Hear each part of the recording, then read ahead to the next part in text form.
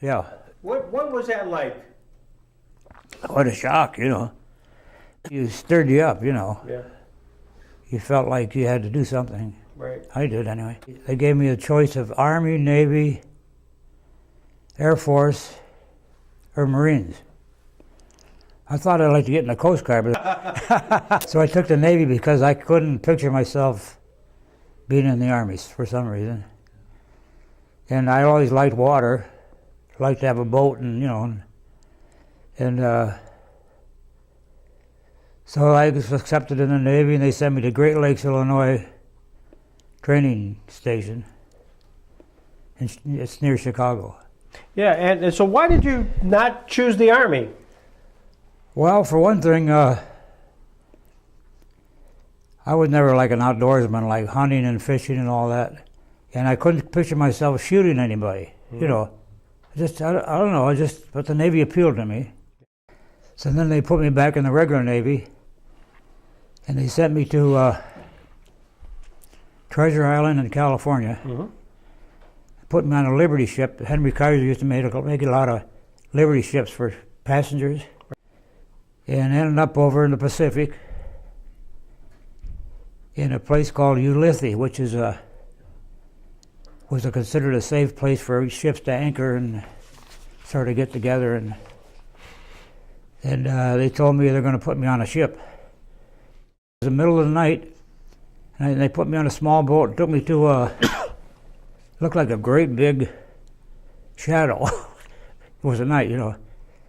I didn't know what it was. It was an aircraft carrier. Oh gosh. And you had to climb up this rope ladder, and so that was my next. That's where I ended up, on the aircraft carrier. But I enjoyed it. It was interesting, you know. And that was the USS Cabot. Yeah. We loaded the bombs, the torpedoes, and the rockets on the planes, usually early in the morning, you know. And the planes would take off and do their thing, you know, go after the Japanese islands and planes and ships. And after we got done there, we didn't have anything to do with the rest of the day, so we had a pretty good job. So what was the process? So there's on the aircraft carrier, there's the planes. You got to bring the ordnances. How do they come out? Do they come out on a like forklift? Little carts, like. Little carts? Yeah. They're pretty, you know, they're big, you know. Just two men would be pushing the cart. Put 50 caliber bullets in the machine guns in the wings. And one good smart thing about it was when you were in the aviation department, they'd make an announcement, all aviation people eat at the head of the chow line. Oh. So we had the big line there, we'd go right in front of them, you know. There'd be a lot of moaning and groaning. That was a real perk. Yeah. As part of the aviation ordnance, man, was there a team? Was it just a same group of people that worked on loading ordnances? Same ones, yeah. Same ones. So throughout your tour of duty... You had different groups. One group would fuel the planes. Right. And the other ones would guide the planes, you know, along the flight deck. They had different groups, but ours was ordnance. I'm curious, were the pilots deemed to be the kind of a higher rank, a little bit better than everybody else? They were the stars, yeah. Yeah. What model of airplane did you work on primarily? It was a F-6F fighter plane and a TBF torpedo bomber. What was your favorite plane?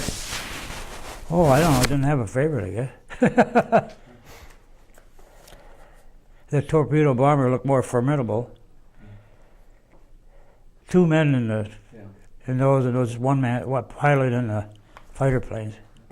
And we were on our way to Japan when the war ended in 1945, and we didn't have to go then. Were you guys fearful of kamikaze pilots? Oh yeah, they were around all the time. And one of them hit our ship one time, but I wasn't on then. It was before I came on board. Right. And they did some damage, and a few people were killed. They were the biggest problem, the kamikaze Japanese. They had a one-way trip. When they left Japan, they weren't supposed to go back. We used to stand on the after part of the ship, which is open. It's open, you know. You can stand, there's a little deck there, and watch our gunners shoot the kamikazes down. You know, and we'd yell and cheer like it was a game or something, I guess. But but it was, we had good gunners. They were very good.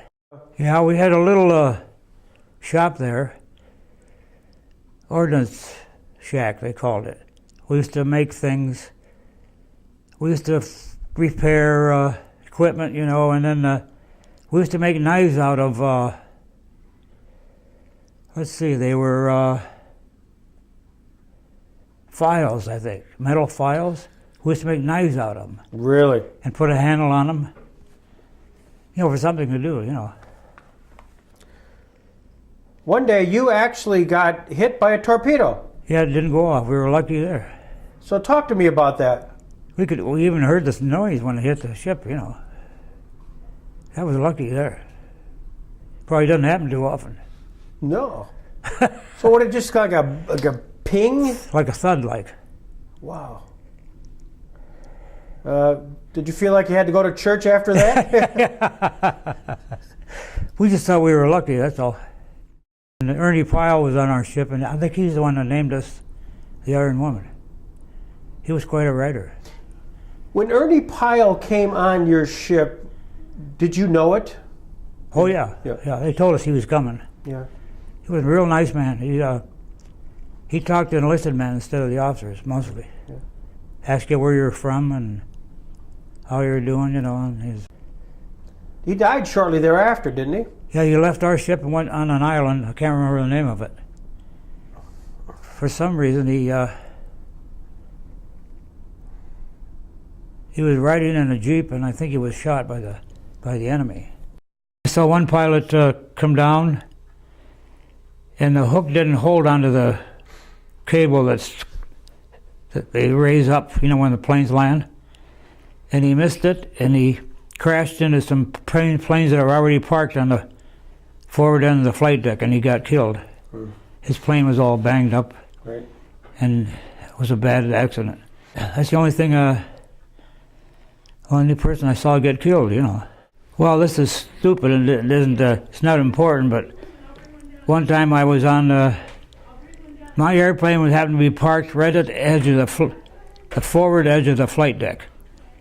And it used to get a lot of spray from the bow, you know, when the bow would go under, the water would come up and spray on the flight deck.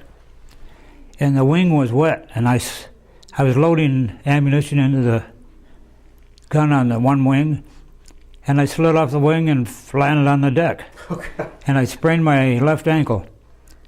And I thought, well, I'll probably get some time off for a few days to take it easy, you know. So I went down to what they call the sick bay, where the doctors are. And the doctor said, best thing you can do is walk on it. So So that's not the answer you wanted to hear. that wasn't so bad, though. It healed up pretty good. But the biggest one was VJ Day, you know. Oh. Talk to me about that. Everybody cheered and yelled, and so then we came back to the States, and we took a lot of people, passengers from other ships. That was a beautiful sight to go under the Golden Gate Bridge in San Francisco. Yeah, it was really wonderful. It's strange, you know. It never occurred to me that I might get killed. Yeah. It just, I felt safe for some reason. Mm-hmm. What do you attribute that to, Carl? Well, gee, I don't know. Being young and optimistic, you know, and well, I'm sure happy I was able to go, you know. I would have been disappointed if I couldn't have, but I was glad to get out too, you know, go back to civilian life. We salute you for your service. We thank you very much for what you did. Thank you.